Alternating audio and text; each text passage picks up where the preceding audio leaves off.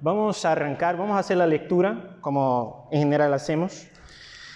Es un texto que quizá a una primera lectura, puede ser que sea la primera lectura de algunos de ese texto, puede parecer un poco complejo y que Dios mediante podamos comprender lo que Dios tiene para hablar para nosotros. Es un mensaje que a veces uno puede leer y pensar, eso no tiene nada que ver conmigo.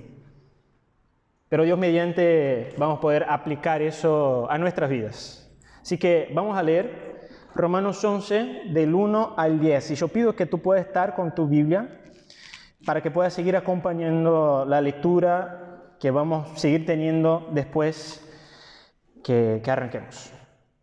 Dice así: digo pues, ¿ha desechado Dios a su pueblo? En ninguna manera. Porque también yo soy israelita, de la descendencia de Abraham, de la tribu de Benjamín. ¿No ha desechado Dios a su pueblo, al cual desde antes conoció?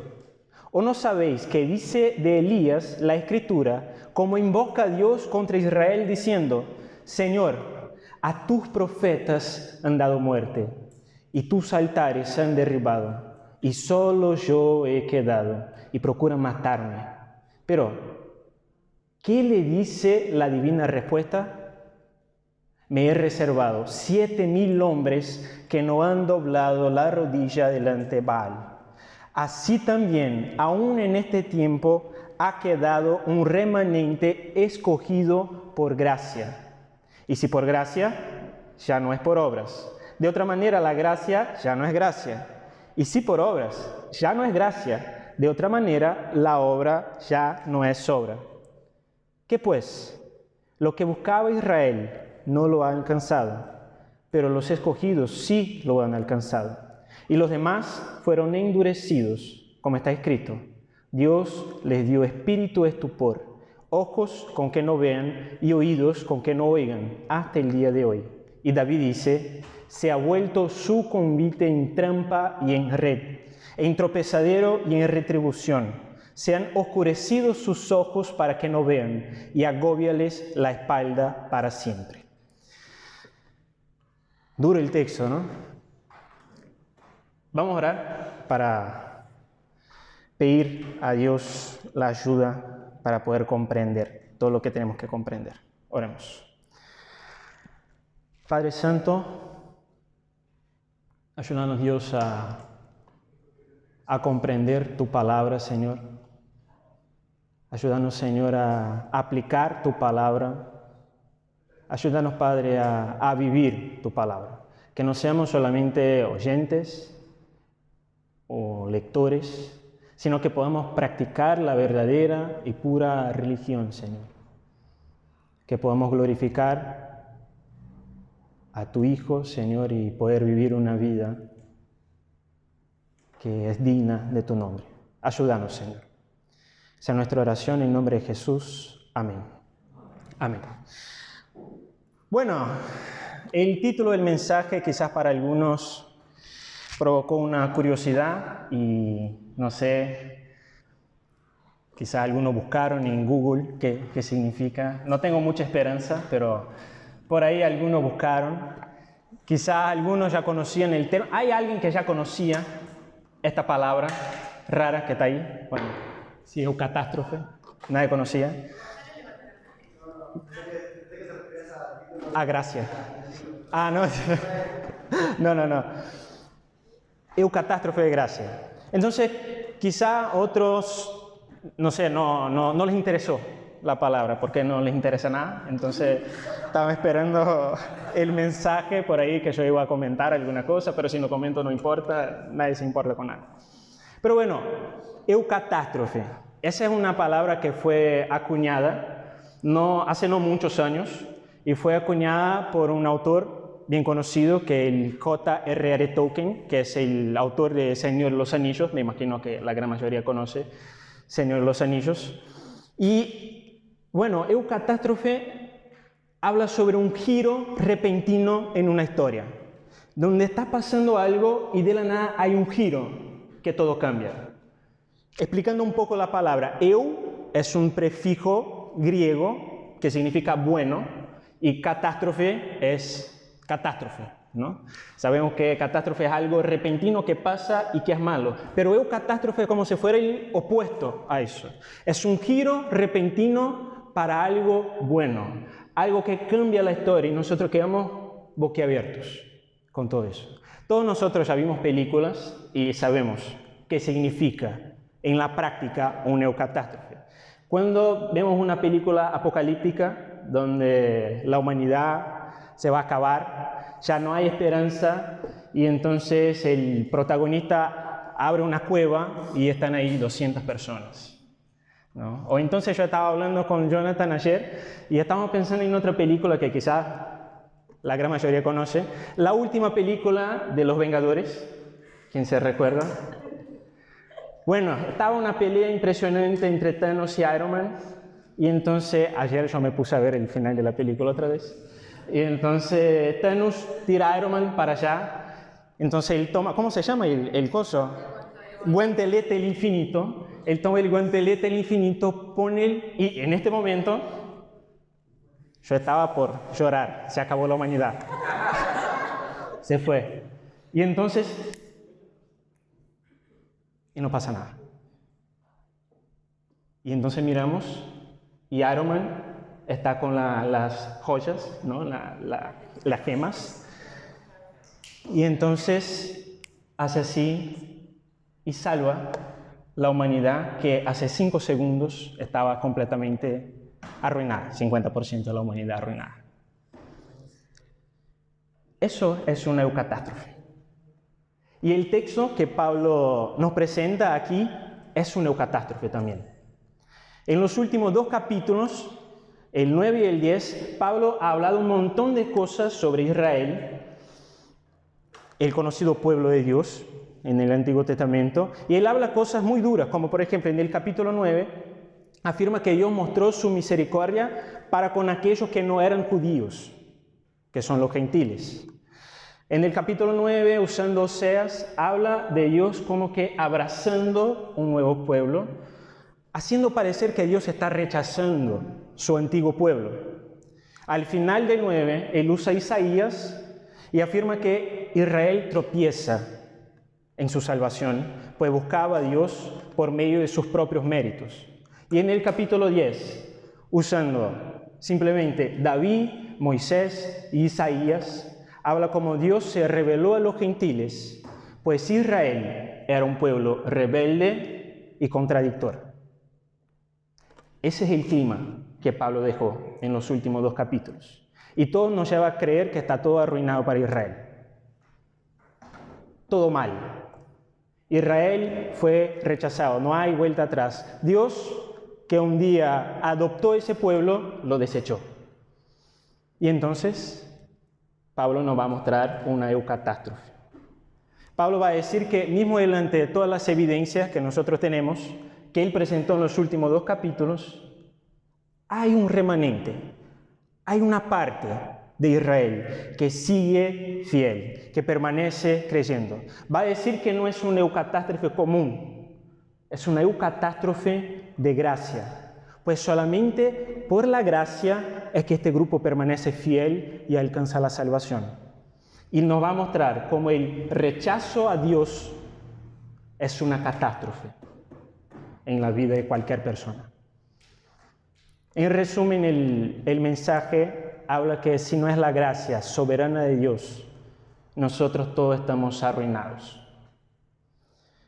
Y bueno, así arrancamos nuestro primer punto. Yo no voy a leer otra vez los versículos, pero pido que ustedes puedan seguir acompañando. Y el primer punto yo nombro la eucatástrofe, el remanente de Dios. Los primeros 5 versículos. Ustedes van a percibir que en el punto 2 yo uso otra vez el versículo 5, no se confundan. Yo uso el versículo 5 2 veces y vamos a tener un tercer punto también. Bueno, lo que nosotros podemos decir es que realmente hay un rechazo generalizado de los judíos para con la salvación en Jesucristo. Pablo anunciaba un mensaje de salvación, que Dios envió a su Hijo para salvar la humanidad del pecado. Y los judíos, que eran el pueblo de Dios, hasta aquel momento podríamos decir, Estaban rechazando completamente todo eso. Y después de todo lo que Pablo habla en los capítulos anteriores, él sabe que va a generar algo en la mente de la gente, que la gente va a empezar a pensar que Israel fue rechazado, y por eso él arranca con la pregunta: ¿ha desechado Dios a su pueblo? Pablo está preguntando: ¿será entonces que no hay salvación para israelitas? Y la respuesta de Pablo es lo que nosotros conocemos como de ninguna manera, ¿no? Yo tengo un sticker sobre eso, si ustedes necesitan, lo pueden enviar. Como ni se te ocurra pensar en eso. Y Pablo va a mostrar que puede parecer que el pueblo de Israel fue rechazado, pero la cosa no es como parece. Y él va a presentar 4 argumentaciones. 3 nosotros vamos a hablar en este punto, y la 4ª nosotros vamos a hablar en el segundo punto. Pablo arranca en el primer versículo ya con la primera argumentación, que es una argumentación propia. Empieza a hablar de él mismo. Y él presenta aquí un poco de lo que son sus credenciales. Pero a mí me parece interesante cómo Pablo presenta sus credenciales también en Filipenses. Pablo en Filipenses, él dice que él es circuncidado en el 8º día, que él es del linaje de Israel, de la tribu de Benjamín, hebreo de hebreos. En cuanto a la ley, fariseo. En cuanto al cielo, perseguidor de la iglesia. En cuanto a la justicia que hay en la ley, irreprensible. Lo que Pablo quiere mostrar con este primer versículo, esta primera argumentación en contestación a la pregunta, es que ¿cómo es que Dios rechazó a su pueblo si nosotros tenemos una ejemplar pura sangre, por así decirlo, que aceptó a Cristo? Yo soy israelita y yo acepté al Señor. ¿Cómo me puedes decir que Dios rechazó a su pueblo? Yo soy israelita y yo creí. Esa es la primera argumentación. La segunda es lo que nosotros podemos ver en el versículo 2, donde dice que Dios no desechará al pueblo que desde antes conoció, o que desde antemano lo conoció. ¿Qué significa eso? ¿Qué significa que Dios conoció desde antes a su pueblo? Cuando Pablo habla de eso, él no quiere decir que Dios creó la humanidad y de alguna manera, mirando al futuro, vio que existiría un pueblo, y este pueblo sería un pueblo que tenía un ADN correcto para algo que él quería hacer en el futuro, y que este pueblo sería un pueblo que le iba a obedecer en algunos momentos, en otros no, pero bueno, era la opción de Dios. Y él conoció y eligió. No es eso. Cuando hablamos sobre conocer, principalmente en un contexto hebreo del Antiguo Testamento, está hablando sobre el amor de Dios. Conocer es amar. Conocer está conectado a voluntad en amor de Dios, que decide amar y hacer para sí un pueblo que naturalmente no podría alcanzar el favor de Dios. Es como si Pablo estuviera diciendo: Dios, en su misericordia y amor, decidió amar este pueblo antes mismo que sea un pueblo. Dios decidió amar este pueblo antes que sea un pueblo, sabiendo todo lo que haría. Es claro que Dios no está rechazando al pueblo de Israel. Y él, como que para explicar la segunda argumentación, lanza la tercera. Porque él dice, ¿no? Dice eso, él dice: ¿acaso no sabéis lo que dice la escritura de Elías? Y él empieza a usar la escritura para presentar el caso de Elías. Bueno, quien se recuerda un poco de la historia del profeta Elías sabe que es un tipo que vivió en el tiempo del rey Acab y de su esposa Jezabel. Y ellos hicieron lo que era malo delante del Señor, dice la escritura. Un ejemplo. En ese tiempo Israel abandonó la adoración a Jehová. Israel abandonó la adoración a Dios y se volvió a una idolatría a Baal. Baal era una divinidad del Antiguo Oriente que exigía sacrificios humanos, de niños a veces. Exigía muchas veces lo que se llama en la palabra de prostitución cultural. Exigía prostitución de las personas, hombres y mujeres que se prostituían como en adoración a este Dios. Y en cambio a eso daba fertilidad, lluvia, buena agricultura. Ahora imaginen todo un pueblo que antes era conocido como un pueblo de Jehová, abandonando a Jehová y ofreciendo sacrificios y adorando esa divinidad. Ese es el contexto de Elías. Elías está en esta situación.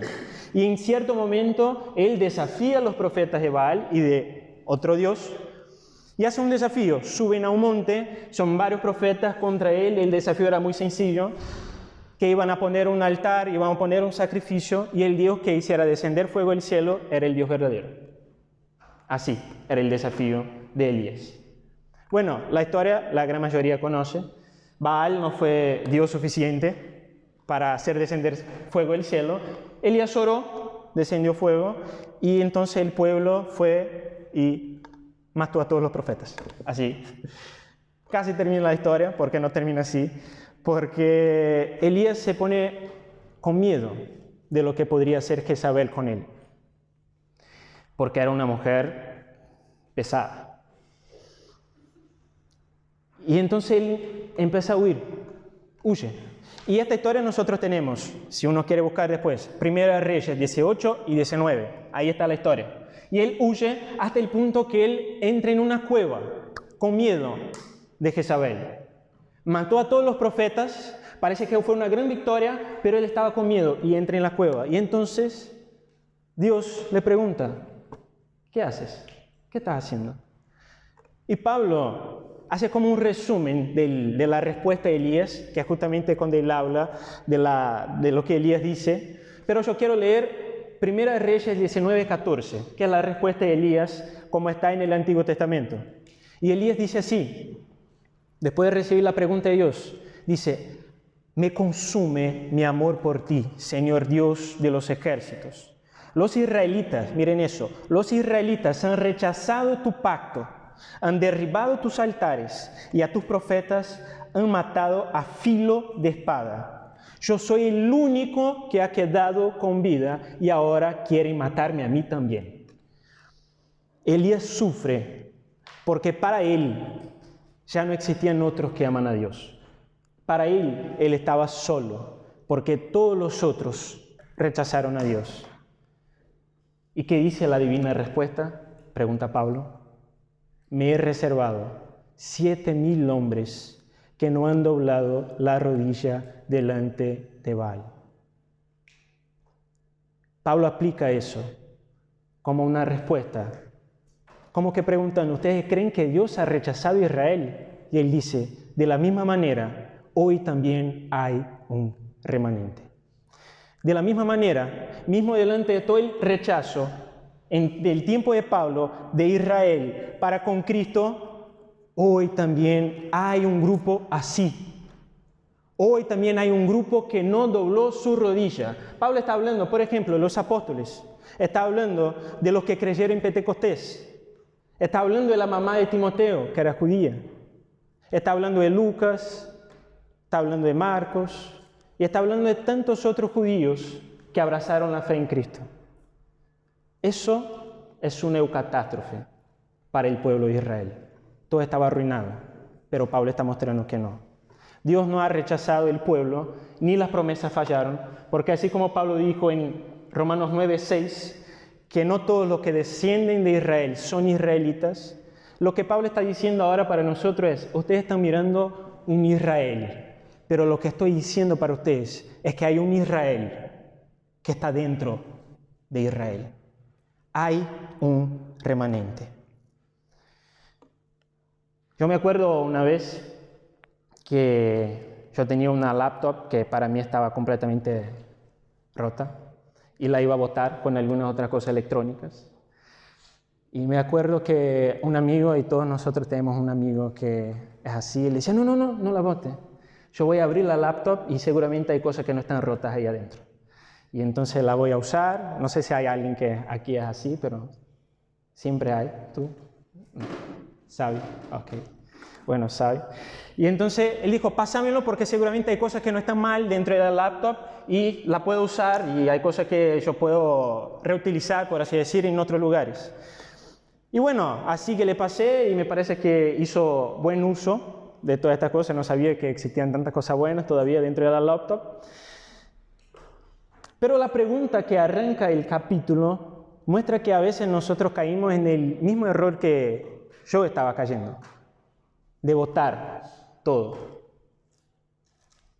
Pero nosotros no hacemos eso con productos electrónicos, sino que con grupos de personas. Lo que mi amigo me enseñó es lo que la palabra está hablando, que nosotros somos muy rápidos para tener una sentencia. Y decir, parece eso, entonces todo es eso. Por ejemplo,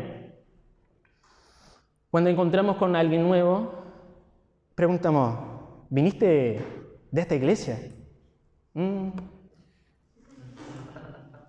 Hereje. Bueno, ¿viniste de esta denominación? Bueno, legalista, carnal. O cuando preguntamos si la persona dice, o sea, ¿tú eres cristiano? Soy. ¿Qué hace? Facultad de Filosofía. Secular, este es secular. O jugador de fútbol, cristiano. Mira lo que dice el texto que nosotros leímos ahora.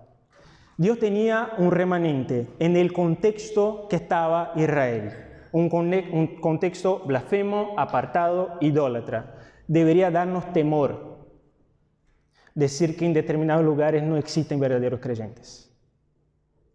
Yo no digo eso porque tengamos que aprobar lo que se enseña iglesia con falsa doctrina, pero saber que Dios puede tener un remanente ahí. Dios puede tener un remanente ahí. Tenemos muchos en nuestra iglesia y parte del grupo de jóvenes que vinieron a la iglesia con falsas enseñanzas, pero eran un remanente de Dios en estos lugares. Y por otro lado, estar en una iglesia buena, por así decir, una denominación tradicional, ser parte de una iglesia bautista, no te garantiza ser parte del remanente. Para nada. Porque así como hay un Israel dentro de Israel, también hay una iglesia dentro de la iglesia. ¿Se entiende eso? Así como el pueblo, viviendo en Israel, rechazaba a Dios, hay muchos que viven en la iglesia, vienen a la iglesia, pero rechazan a Cristo. No lo aman, no lo anhelan. Dios sabe quiénes son los suyos. Y una otra cosa que nos muestra este punto es que creer que nosotros estamos solos es un engaño y que vivir como quien está solo es casi que un pecado. A veces pensamos que estamos solos luchando para vivir un cristianismo verdadero en nuestra universidad, en nuestro colegio, en nuestro trabajo. Lo que el texto está hablando es que Dios tiene para sí un remanente. Y eso me acuerda justamente el testimonio de Gaby. Tú no estás solo. Gaby, tú no estás sola. Gene, tú no estás sola. Abraham, tú no estás solo. Hay un remanente. Hay un pueblo de Dios que se reúne semanalmente para vivir un cristianismo verdadero. Deja de intentar sufrir todo solo. Lidiar con todo solo. Comparta tus cargas. Sal de la cueva creyendo que tú estás solo. Fue lo que dijo Dios a Elías. Después vuelvan al texto. Él dice, sal de ahí, vete a tal lugar, porque yo he reservado para mí. Sal de ahí. Hay gente que te puede ayudar. Y que podemos glorificar a Dios, porque nosotros no estamos solos. Ese es el primer punto. Y volviendo a nuestro hilo de pensamiento, Pablo muestra que hay hasta eucatástrofe en el pueblo de Israel, pero ¿qué clase, qué tipo de eucatástrofe es ese? Y el segundo punto, versículos 5 y 6, habla que es una eucatástrofe de gracia, el nombre del mensaje.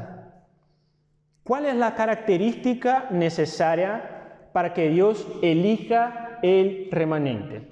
¿Qué es necesario tener para ser parte de este remanente?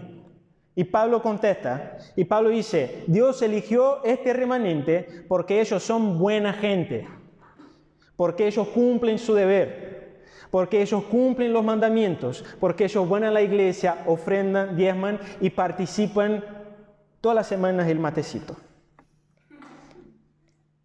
Bueno, después expliquen a los nuevos qué es el matecito.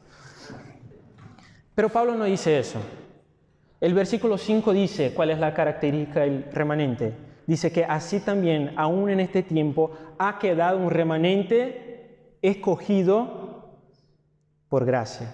La característica del remanente, según el versículo 5, es ser escogido por gracia. Y esa es la cuarta argumentación de Pablo al respecto de Dios no haber rechazado a su pueblo.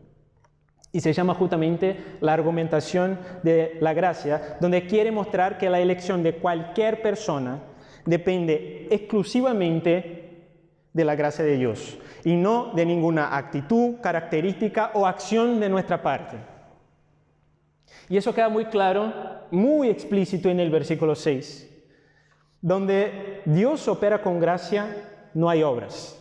Donde Dios opera con gracia, no hay obras, sino gracia ya no es gracia. ¿Qué es gracia? Gracia es el favor de Dios para con aquellos que no merecen. Gracia es el favor de Dios para con aquellos que son indignos. En otras palabras, si hay méritos en el remanente o en alguien para ser parte del remanente, lo que Dios está haciendo no es gracia, es justicia. Porque tú ya lo mereces estar. Dios no está actuando con gracia, está actuando con justicia. Y lo que Pablo está hablando es que no es así, porque no hay nada especial en el remanente. Lo que le hace especial y lo que le hace remanente es la gracia de Dios, es ser escogido por gracia. Por eso es una eucatástrofe de gracia. Sin la gracia, todo lo que nosotros tendríamos sería catástrofe. Sin la gracia, todo es catástrofe. Sea Pablo, sean los apóstoles, sea la mamá de Timoteo, sean los que creyeron en Pentecostés, sean los discípulos, sea Elías, los 7,000, es la gracia de Dios que hizo con que sus rodillas no se doblaran delante de Baal. Es la gracia de Dios que hace con que las rodillas se doblen delante de Cristo. Y quiero que podamos mirar un poco mejor el poder de esta gracia. Con Edwin estábamos hablando que hay una expresión en español que habla sobre un golpe final que se aplique en una persona o en un animal que está sufriendo mucho. Y el objetivo del golpe es terminar de matar. ¿Cómo se llama este golpe? Tiro de gracia. Tiro de gracia, golpe de gracia. Espiritualmente, lo que nosotros necesitamos es exactamente eso. Pero no es para terminar de matar, porque según la Escritura, nosotros ya estamos muertos en nuestros delitos y pecados. Ya estamos destituidos de la gracia y de la gloria de Dios. El tiro de gracia, el golpe de gracia de Dios es para dar vida a los que están muertos. Es para hacer con que los huesos que estaban secos levanten. El golpe de gracia es que permite que nuestras rodillas no se doblen delante de otros dioses. Es el golpe de gracia. Imaginen una rodilla dura y un golpe de gracia es que rompe con nuestras rodillas y hace con que nosotros nos postremos delante de Cristo. Es la gracia de Dios que llega a un corazón duro y le golpea, hiere el corazón y nos hace vivir. Hay una frase de San Agustín que me gusta y él dice: Señor, me heriste con tu palabra y yo te amé. Nosotros, cuando nosotros amamos y deseamos ser amados, ni siempre el amor viene. No hay una retribución obligatoria cuando nosotros amamos y deseamos ser amados. Pero cuando Dios nos ama con amor redentor, nosotros le vamos a amar. porque la gracia hace eso en el corazón. Si no fuera la gracia de Dios, su poder misericordioso, no habría un remanente en Israel, no habría conversión de gentiles. Si no fuera la gracia de Dios, no habría cristianismo.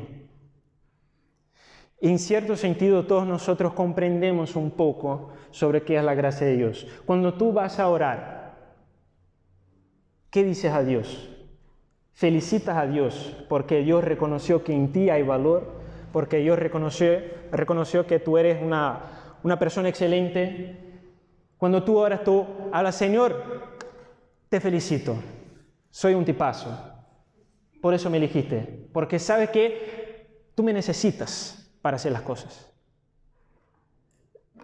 Me imagino que nadie ora así, espero que no. Más bien cuando nosotros oramos, nosotros decimos, gracias Señor, porque yo no te amaba, yo no te deseaba, pero aún así viniste y cambiaste mi corazón. Esa es una oración que hacemos con frecuencia, pero ¿sabe cuándo podemos ver que esta oración es una oración verdadera? Cuando tal gracia se aplica a aquellos que nosotros no consideramos dignos de recibir. Porque nosotros estamos cumpliendo, porque nosotros estamos obedeciendo, porque nosotros venimos a la iglesia.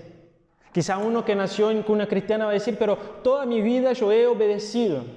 Pero mira esta persona, mira el testimonio de ella, mira todo lo que hizo. Mientras ella hacía todo eso, yo estaba en la iglesia.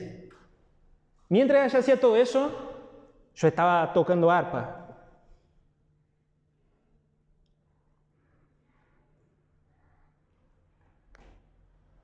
Nosotros deberíamos alegrarnos cuando aquel que es despreciable, inútil, digno de condenación, un caso perdido, recibe gracia. ¿Sabe por qué deberíamos alegrarnos? Porque fue la misma gracia que me alcanzó a mí, que era un despreciable, inútil, digno de condenación y caso perdido. Dios tiene un remanente escogido por gracia y gracias a Dios, porque de otra manera yo, Murilo, no sería parte de este remanente, yo estaría en otro lugar. Pero Dios tuvo misericordia. La correcta comprensión de la gracia debe traer gratitud a nuestro corazón, debe traer humildad a nuestro corazón y debe traer obediencia delante de Dios y delante de nuestro prójimo. Ser paciente con aquellos que tropiezan, pero que aman al Señor. Esa doctrina de la gracia enseña eso a nosotros. Y si nosotros vimos la eucatástrofe de gracia, ahora nosotros podemos conocer la catástrofe del rechazo. Pues buscar la salvación por medio de los méritos es rechazar la única manera por la cual la salvación es ofrecida. Y es nuestro tercer y último punto. Versículos 7 al 10, y se llama la catástrofe del rechazo. Para mí, uno de los versículos más duros que hay. Y Pablo comienza con una pregunta, ¿qué pues? Que es más o menos como, ¿y entonces cómo podemos aplicar eso a la realidad de tantos judíos que rechazan a Cristo? Eso es el qué pues de Pablo. Hable todo eso, ¿qué pues? ¿Cómo aplicamos eso? Y Pablo dice que Israel, lo que buscaba Israel no lo ha alcanzado. Y si te preguntas, ¿qué buscaba Israel? La respuesta, Israel buscaba salvación. Israel buscaba la justicia de Dios, buscaba la aprobación de Dios. Y es importante comprender eso. Pablo, en el final del capítulo 9 y el comienzo del capítulo 10, que fue el mensaje que tuvimos con Jonathan, decía que Israel realmente buscaba con celo la aprobación de Dios, pero lo buscaba por medio de los méritos propios y de su propia justicia. Básicamente, por medio de una estricta obediencia a ritos, ceremonias y mandamientos, de los cuales la gran mayoría ellos mismos crearon. Pero cuando Pablo está hablando que lo que Israel buscaba no lo ha alcanzado, no está hablando de todo Israel, porque justamente es lo que él dice, que los escogidos sí lo han alcanzado. Y los escogidos aquí está hablando del remanente de gracia, y alcanzar está hablando de salvación. ¿Quién se recuerda de Romanos 8, el versículo 30 que predicó Xavi? Vas a acordar de una secuencia lógica de lo que Dios hace. El versículo 30, Romanos 8 dice, y a los que predestinó, a esto también llamó. A los que llamó, esto también justificó. Y a los que justificó, a esto también glorificó. Pablo está hablando que todo el remanente de gracia, escogido por gracia, va a alcanzar salvación. Porque lo que la gracia de Dios hace, la obra de Dios en la gracia, la obra de la gracia es completa. Por eso es una eucatástrofe, porque ya no hay más oportunidad de que vuelva a ser una catástrofe para aquellos que son escogidos por gracia. Pero, ¿y los demás? Catástrofe. Pablo dice que los demás fueron endurecidos.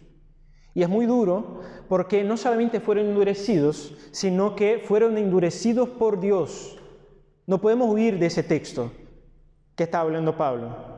Dios les dio ojos que no ven, oídos que no oyen y un espíritu de confusión, un espíritu aturdido, o en la versión de Reina Valera, un espíritu de estupor. El lenguaje de endurecer el corazón, nosotros ya pudimos estudiar un poco en Romanos 9, y la idea es poder volver a lo que nosotros aprendimos en aquel momento, porque está hablando del mismo tipo de endurecer, que es Romanos 9, donde dice que Dios tiene misericordia a quien quiere y endurece a quien quiere. En aquel momento, el endurecido fue Faraón, de Romanos 9. Ahora está hablando de Israel. Pero así como Faraón, Israel no es una víctima del endurecimiento. No estamos hablando de un pueblo que deseaba obedecer, un pueblo que quería hacer las cosas bien y que Dios viene malvado y endurece el corazón. Endurece un corazón que era bueno, endurece ojos que querían ver. Dios está endureciendo a aquellos que ya querían ser endurecidos. Dios endurece a aquel que ya estaba endurecido dentro de su propio corazón. La última cita que Pablo hace de David coincide con todo eso. Cuando dice, se ha hecho vuestro convite en trampa, según la versión de Reina Valera, la idea que pasa es como de una invitación a un banquete. Se ha hecho vuestro banquete en trampa. ¿Qué es el banquete? El banquete representa la comunión, representa la abundancia. Este versículo que usa Pablo, que viene a un salmo, es un versículo de maldición. Y está hablando que todo lo que era bendición, por este rechazo, se volverá maldición para todos ellos. En resumen, es una catástrofe que sucede por total responsabilidad de Israel, que vez tras vez se endureció y rechazó la mano de Dios, que es lo que Pablo también usa en el final del capítulo 10. La única manera de encontrar lo que Israel buscaba es gracia. Y yo estaba intentando recordarme algunas cosas de mi niñez, y yo me recuerdo de algunos viajes que yo hacía con mi mamá cuando salíamos de la ciudad, íbamos a otros lugares. Y yo me recuerdo muchas veces que estábamos en el auto, yo dormido, ¿no? Como los niños hacen en el auto, para después despertarse y hacer la locura. Pero estaba dormido y de la nada el auto paraba. Y yo miraba, ¿qué está pasando? Y es casi siempre la misma situación. La carretera se terminaba, tenía como un río, y la carretera seguía en el otro lado. No sé si existe eso aquí en alguna carretera, pero lo que se debería hacer era que el auto se ponía dentro de un transbordador. ¿Todos saben qué es un transbordador? ¿Todos saben qué es un transbordador? Bueno, y se cruzaba al otro lado. Se llevaba al otro lado. Éramos cargados al otro lado. Si yo intentara bajar del auto, ir nadando, catástrofe. Si mi mamá hablara, no vamos ahí. tengo un camino mejor. Con el auto se tiraba. Catástrofe. No existía otra manera de cruzar.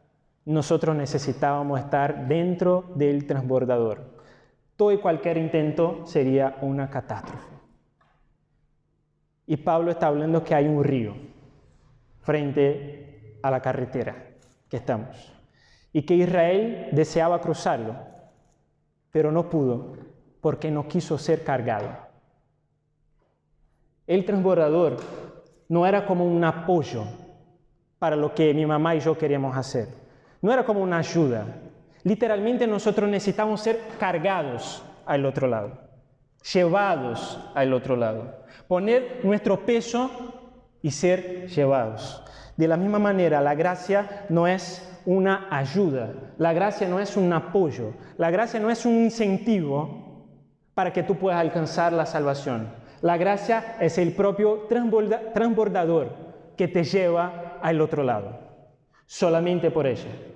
Cualquier otro intento de llegar al otro lado va a terminar en una catástrofe.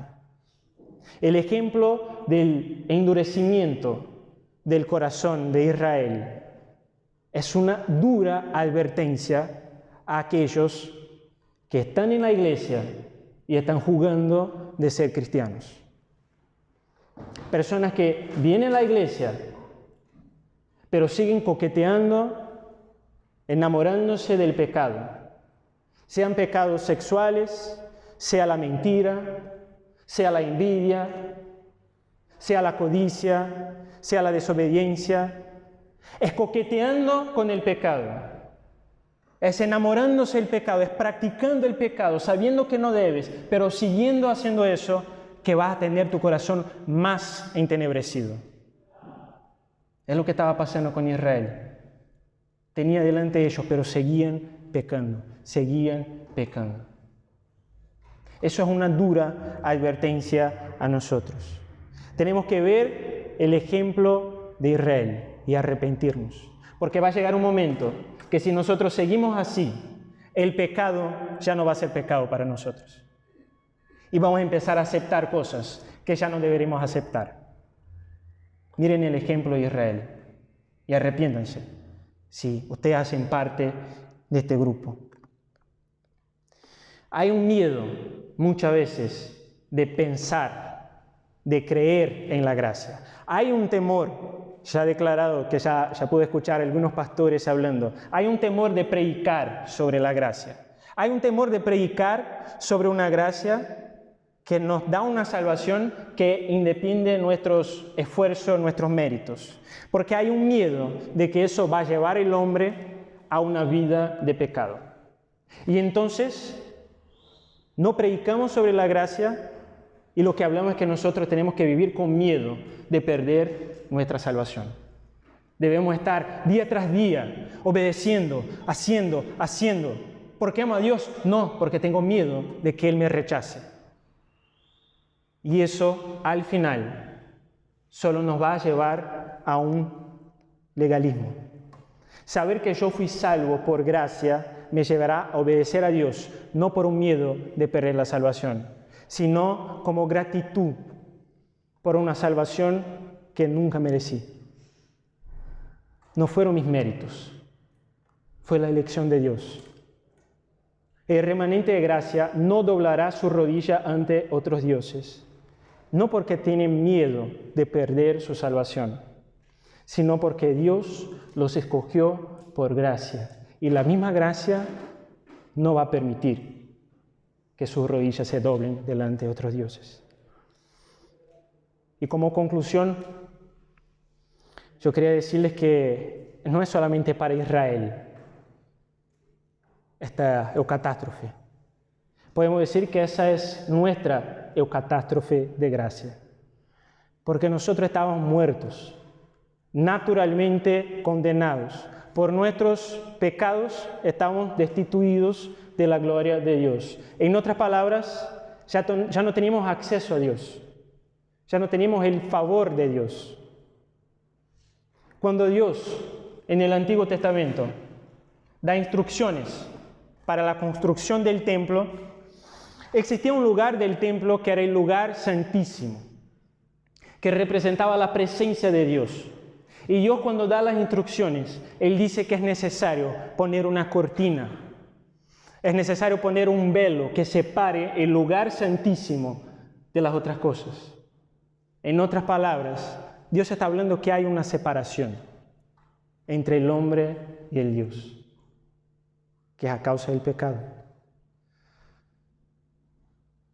Miserable de nosotros, ¿quién nos librará de este cuerpo de muerte? Gracias doy a Dios por Jesucristo nuestro Señor. Nuestra situación era tan desesperada que solamente si el Hijo de Dios muriera en nuestro lugar como un sacrificio por nuestros pecados, nosotros podríamos ser perdonados. Y entonces el Hijo de Dios murió. Catástrofe. Aquel que era antes de todas las cosas y donde todas las cosas en Él subsisten, fue del agrado del Padre que en Él habitase toda la plenitud y por medio de Él, dice la palabra, reconciliar consigo todas las cosas, haciendo paz mediante la sangre de su cruz. En el momento donde Cristo entrega su espíritu en la cruz, Mateo escribe y dice que en ese momento la cortina del santuario se rasgó en dos, de arriba a abajo. Catástrofe de gracia. El autor de Hebreos dice, por tanto, hermanos, ahora podemos entrar sin ningún temor en el santuario, por medio de la sangre de Jesucristo, siguiendo el camino nuevo, el camino de vida que Él nos abrió a través del velo, es decir, a través de su cuerpo. Cristo es la eucatástrofe principal. Cristo es la eucatástrofe última. Es la eucatástrofe de gracia que viene a nuestra vida para salvarnos de una condenación que era merecida. Pero por ahí tú vas a decir que yo no conozco tu vida, no conozco tus pecados, no conozco todo lo que tú ya hiciste antes.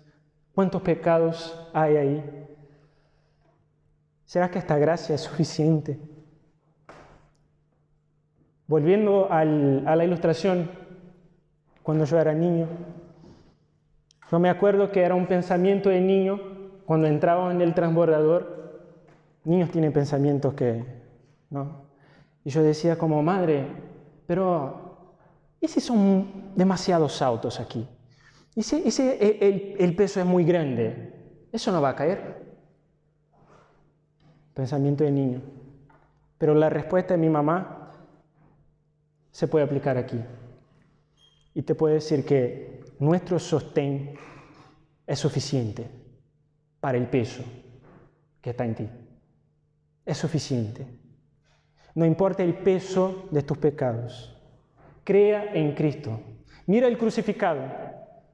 Pierda la esperanza en sí mismo. Y sepa que Él murió para nuestra salvación.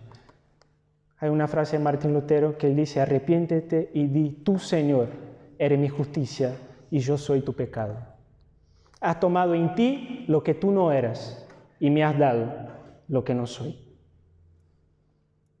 Aunque tus pecados sean como la escarlata, quedarán blancos como la nieve. Nadie que va a Cristo es echado fuera. Nadie que va a Cristo es rechazado por Él. Pero rechazar esta invitación, rechazar a Cristo, es una catástrofe. Si tú, que estás aquí, eres parte de este remanente, pero que actualmente está vagando por otros campos, está yendo por otras tierras, Es tiempo de volver. Es tiempo de volver. La misma gracia que te escogió, que te salvó, es la gracia que te va a traer otra vez. Y quizás hoy sea el día para que tú te arrepientas del camino que estás yendo y vuelva. No viva con un Padre celestial, pero como si Él no existiera. Vuelva. Y es posible ser esta persona y estar todas las semanas en la iglesia. Es hora de volver. Y para aquellos que aman a Cristo verdaderamente, el deseo no es que ustedes obedezcan por miedo de perder a algo, por miedo que Dios deseche a ustedes. Ustedes necesitan obedecer por amor. Necesitamos obedecer por gratitud. Nosotros necesitamos permanecer en nuestro sostén, permanecer en esta gracia, pues no hay otro lugar en que podamos encontrar palabras de vida eterna. Y esa es nuestra eucatástrofe de gracia. Amén. Oremos.